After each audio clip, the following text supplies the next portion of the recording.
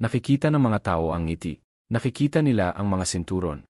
Naririnig nila ang tagay. Ngunit walang sinuman ang nagtatanong kung ano ang halaga. Ang tumayong mag-isa sa ring kapag ang iyong katawan ay nasira at ang iyong puso ay pagod. Ang pangalan ko ay Manny Pacquiao. At bago ang susunod na laban na ito, kailangan kong sabihin ang totoo. Nakalaban ko ang 8 dibisyon. 8 beses kong binago ang katawan ko. 8 beses kong binago ang buhay ko. Ngunit bawat laban ay may kinuha sa akin. Ang bilis ko, ang tulog ko, aking kapayapaan. May mga gabing nagigising ako at nanginginig ang aking mga kamay. Hindi sa takot ngunit mula sa alaala. Iniisip nila na ako pa rin ang Manny. Nakangiti. Sumasayaw. Tumatawa pero hindi nila nakikita ang sakit ng tuhod ko kapag bumababa ako ng hagdan. Itong paparating na laban, hindi na ito tungkol sa mga sinturon. Ito ay tungkol sa pagpapatunay ng isang bagay sa aking sarili. Ang lahat ay nagtatanong, bakit ngayon? Bakit na naman? Dahil ang isang mandirigma ay hindi pinipili ang kapayapaan. Ang kapayapaan ay umalis sa kanya. Nakakatakot ang laban na ito sa akin. At kung sinabi ng isang manlalaban na hindi siya natatakot, nagsisinungaling siya. Mas matanda ako. Mas mabagal, pero mas delikado ako, dahil wala na akong dapat protektahan. Ito ay hindi lamang isang away. Ito ay isang kasinungalingan na nababalot ng kaluwalhatian. 2 kwentong walang talo, 2 ego na mas malaki kaysa sa mga sinturon, at isang gabing hinihintay na mundo. Ngunit walang nagtanong, ano ba talaga ang halaga nila?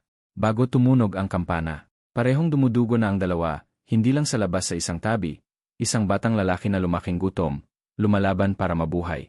Sa kabilang banda, isang kababalaghan na pinalaki sa loob ng karahasan.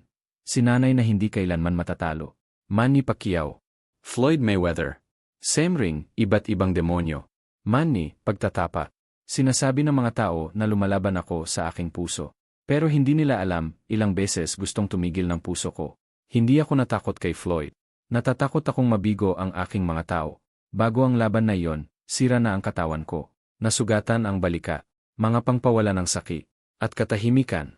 Sabi ko sa sarili ko, mabuhay ka lang ngayong gabi. Hindi yon si Manny Pacquiao sa ring. Iyon ay isang lalaking nagtatago ng sakit. Mayweather Confession. Akala nila tumatakbo ako. Hindi nila naiintindihan, kinakalkula ko. I didn't fight Manny to prove courage. I fight him to protect perfection. Ang hindi matalo ay hindi nangangahulugang walang tako. Ibig sabihin paranoid. Isang pagkakamali, at ang legacy ay namatay. Noong gabing iyon, hindi ako naghahabol ng tagumpay. Tumakbo ako mula sa kasaysayan. Ang mundo ay nagbayad ng milyon-milyon, ngunit walang nakakuha ng katotohanan. Pacquiao, nasugatan at tahimik. Mayweather, defensive at malayo. Hindi ito digmaan. Ito ay kaligtasan ng buhay. At ang kaligtasan ng buhay ay hindi maganda. Isang nakipaglaban sa sakit. Ang isa ay nakipaglaban sa takot. Ang nagwagi ay nagtago ng kanyang rekord. Ang natalo ay pinanatili ang kanyang mga pekla. Ngunit ang boxing ay nawala sa gabing iyon. Ang mga kampiyon ay hindi ipinanganak sa mga singsing. Ipinanganak sila sa sakit. Bago ang pera, bago ang mga sinturon, bago ang kasinungalingan, may 2 lalaki, parehong nag-aaway, parehong dumudugo, just in very different hells. Manny Pacquiao was not born a boxer. Ipinanganak siyang gutom, walang guwantes, walang mga tagapagsanay, walang kinabukasan. Sa 12 taong gulang, umalis si Manny sa bahay. Hindi para habulin ang mga pangara. Para makatakas sa gutom, may mga araw, wala kaming pagkain. Kapag ganoon ka gutom, hindi ka natatakot sa mga suntok. Natatakot kang matulog. Dahil ang ibig sabihin ng pagtulog ay magigising kang gutom na naman habang ang ibang mga bata ay natuto ng matematika. Natuto si Manny kung paano mabuhay. Mga away sa kalye. Mga bakali GYM. Dugo para sa mga barya. Bawat suntok ay inuupahan. Bawat panalo ay hapunan.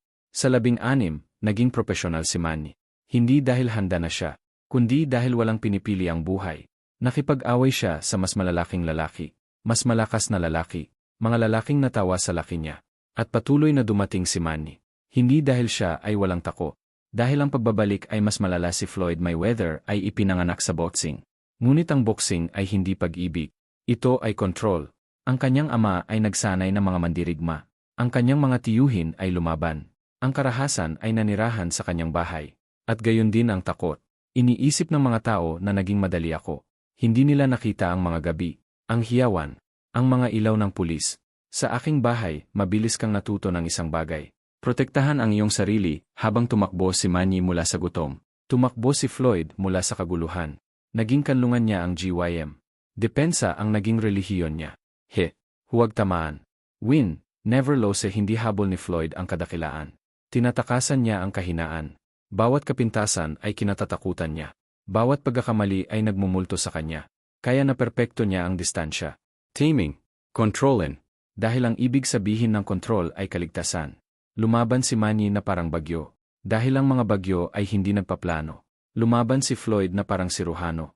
Dahil ang pagkakamali ay nakamamatay. Hinabol ng isa ang kaguluhan. Iniwasan ito ng isa. Parehong naging kampiyon. Ngunit sa iba't ibang dahilan, habang bumangon si Manny, bumangon ang Pilipinas kasama niya. Hindi lang siya isang boksingero. Siya ay pag-asa. Habang si Floyd ay bumangon, pinagmamasdan na mabuti ng Amerika. Hindi nila siya minahal. Nairespeto nila siya. At mas ginusto ni Floyd ang ganoong paraan kapag naniniwala ang mga tao sa iyo. Hindi ka mabibigo. Ang pressure na iyon, mas mabigat kaysa sa mga suntok love fades. Records need to zero. Ipaglaban ang iba. Natutong lumaban ang isang tao para sa kanyang sarili. They were never meant to meet. But history doesn't care about childhoods. It only care about collision. Ang pinakadelikadong away ay hindi naantala ng takot. Naantala sila ng ego. Nais ng mundo ang digmaan. Ngunit sa likod ng mga saradong pinto, naging negosyo ang laban na ito.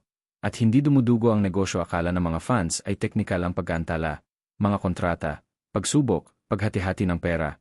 Iyan ang kwentong naibenta sila, ang totoo. This fight was too perfect to risk. Every year people asked me when Floyd. I wanted it early, when MY legs were fast, when MY body listened to me, but the fight didn't happen then.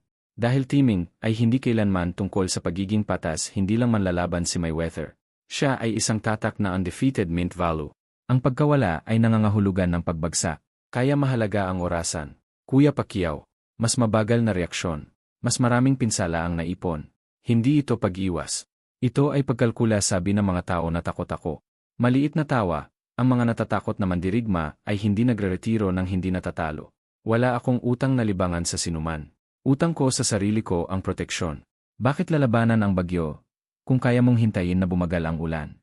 Habang naghihintay ang mga tagahanga, nag-away na ang dalawang lalaki. Hindi sa mga kamao na may mga salaysay. Pacquiao, ang kampiyon ng bayan. Mayweather, ang kontrabida henyo. Mabuti laban sa kasamaan. Puso kumpara sa utak. At ang mundo ay pumili ng mga panig. Sa bawat laban ay nangangailangan ng isang bagay. Sa oras na nangyari si Floyd, marami na akong nabigyan. Pagbawas. Broken bones. Sakit. Tumigil ako sa pagbibilang. Ngunit ang pagsasabi ng hindi ay hindi isang pagpipilian. Ang hindi nakikita ng mga tagahanga, ang balikat ng pinsala, ang mga paggamo, ang papeles at ang mga kahilingan sa katahimikan ay ginawa. Ang mga pag-apruba ay naantala.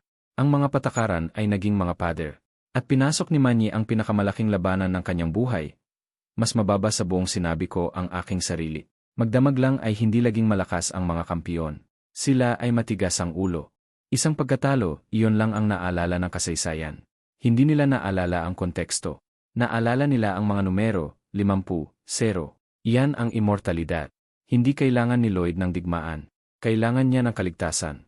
At ang survival ay walang style point sa oras na nilagdaan ang laban. Hindi ito tungkol sa kung sino ang mas magaling. Ito ay tungkol sa kung sino pa ang natitira. Isang tao ang nagdala ng isang bansa. Ang iba ay nagdadala ng pagiging perpekto. Parehong naubos. Ang mga kontrata ay nilagdaan. Ang pera ay sinigurado. Ang mga kasinungalingan ay itinakda. Akala ng mundo ay tungkol sa boxing. Ngunit sa loob ng singsing na iyon, ito ay tungkol sa kaligtasan. Hindi sinisimulan ng kampana ang laban. Magsisimula ang labanan sa sandaling pumasok ang takot sa silid. Noong Mayo 2, 2015, nakakita ang mundo ng mga guwantes. Ngunit sa loob ng ring, dalawang lalaki ay nag-aaway na sa kanilang sarili, dalawang silid, dalawang katahimikan, dalawang magkaibang panalangin. Nasunog ang aking balika. Bawat warm-up na suntok, parang isang babala. Ngunit wala akong sinabi sa sinuman. Dahil ang mga dahilan ay hindi nakaligtas sa kasaysayan, hindi iniisip ni Manny ang tungkol sa pera. Hindi niya iniisip ang tungkol sa mga talaan. Iniisip niya ang kanyang mga tao. At ang bigat na iyon, ay mas mabigat kaysa sa sakit na hindi ko kailangan na maging malakas. Kailangan kong makaramdam ng matalim. Ang gabing ito ay hindi tungkol sa pangingibabaw. Ito ay tungkol sa disiplina. Isang pagkakamali at lahat ay namamatay. Hindi hinahabol ni Floyd si Manny. He was chasing zero the walk to the ring, mas mahaba kaysa sa hitsura nito. Every step strips confidence. Every flash reminds you, this moment will define you. I felt slower, older. Pero nanatili akong nakangiti. Dahil ang takot ay nagpapakain sa mga mandaragi. Ang mga tao ay hindi nanalo sa mga laban. Ginagawa ang teaming. Hayaan mo siyang makaligtaan. Hayaan siyang magduda. Tinawag ito ng mga komentarista na feeling out. Ngunit hindi ito kuryosidad. Ito ay diagnosis. Sinubukan ni Floyd ang mga reaksyon. Sinubukan ni Manny ang sakit. Bawat suntok, sagot ng balikat ko. Alam ko, magiging mahabang gabi ito. Hindi siya sumasabog. That told me everything. This fight wasn't loud. Ito ay tahimik. Ang mga tahimik na away ay ang pinakadelikado. Dahil ang pagdududa ay lumalaki sa katahimikan. Hinabol ko ang mga sandali.